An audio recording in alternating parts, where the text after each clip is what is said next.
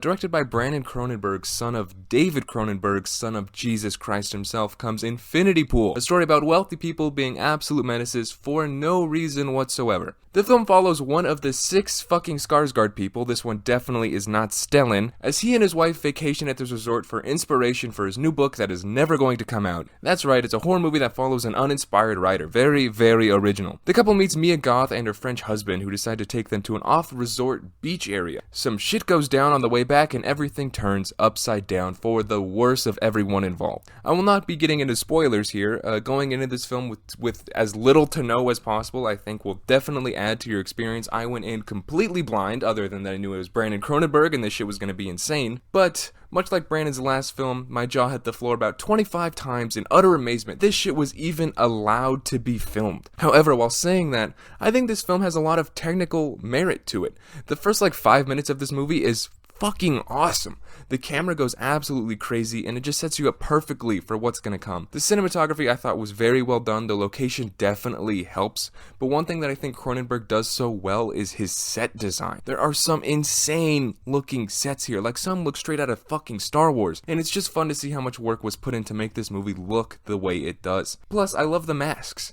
They are so fleshy and twisted. They're so awesome looking. I think Brandon has a passion for masks, and it comes out very well in this movie. His first film, Possessor, also had a weird mask scene.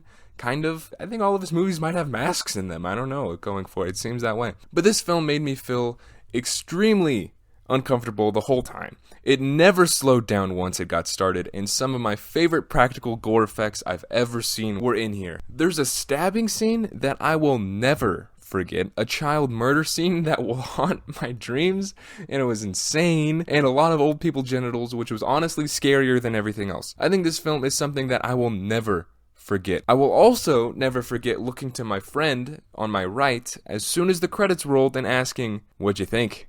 And him turning to me with a smile and saying, "That was the biggest piece of dog shit he has ever seen." So clearly it is not for everyone. Don't expect it not to scar you for life in at least some way. There's about 4 things that can possibly do it. Some of the plot seems random and very out there, and it is definitely way over the top when it comes to some aspects of it. However, the film takes these aspects very seriously, so it's hard to tell if it's supposed to be funny sometimes. I chuckled a few times just because of the absolute absurdness of what these people are saying, but I really enjoyed it overall. I think the technical filmmaking was really well done. I think the score was super memorable. I loved the location, the plot, the tension, the set design. Everything is great. The main character even shines as maybe the worst fucking person on planet Earth. I mean, he sucks. There's a lot to love about this film, and the more I think about it, the more I kind of love it. Some themes I noticed, one being addiction. Addiction is kind of the big one. The man's a borderline alcoholic, and then self-sabotage, lack of motivation, some classism, not fitting in with the group that you want to fit in with. Things along those lines are very prominent, and I think they all come across very naturally and organically, even through all of the horse shit that's going on in the background, all of the orgies and shit going on. So I think it was really well done, and I think it's definitely worth a watch, and I think you should go watch it in theaters because it is worth seeing those fucking drug sequences up close.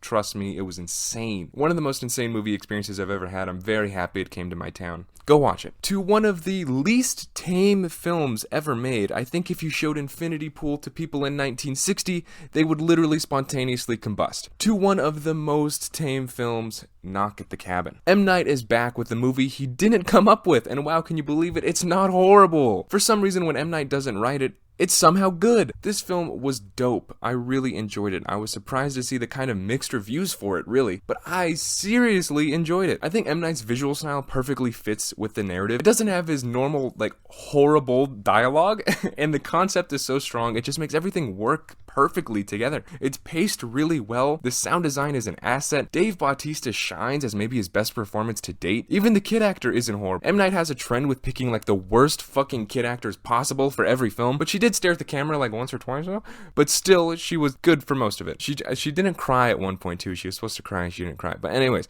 there are tons of great sequences here. I never knew who to believe or what to think. I sided with one character more than the other, and he turned out to be wrong. I couldn't believe it. M. Night does a great thing here to subside expectations of his own film work, and it is just so refreshing to see from him. There's one scene towards the end where it's revealed kind of, sort of what was going on with these people, and I wish it was just left unsaid, because it could be so much more fun to dig into it and to see what it was kind of going for with these messages, and instead it's kind of just explained. But other than that, I think this film was nearly the best it possibly could have been. The main couple are very good together. They don't show much affection for each other, like they don't kiss or anything or hug, but their love is shown, I think, through their looks and their actions more than anything else. I started this off by saying that this film is tame, and even though there is a lot of murder going on here, they don't show anything. There's like one cool camera trick, but you don't see any blood when it happens. This film is rated R, it has to be.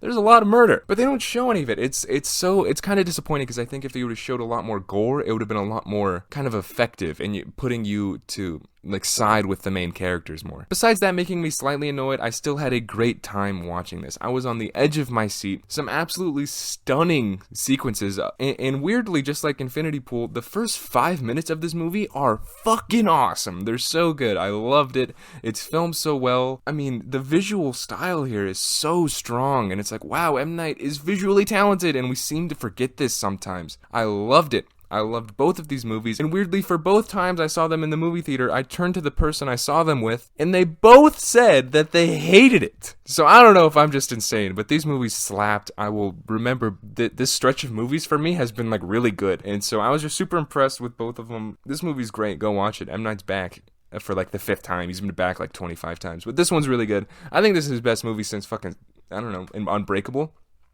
I think it's better than Split. I know that's probably a take, but I didn't like Split that much, to be completely honest. I thought there was some bad dialogue in it, again, because it was written by M. Night Shyamalan. But this movie is great. It's great. Go watch it. Please go watch it. It's awesome.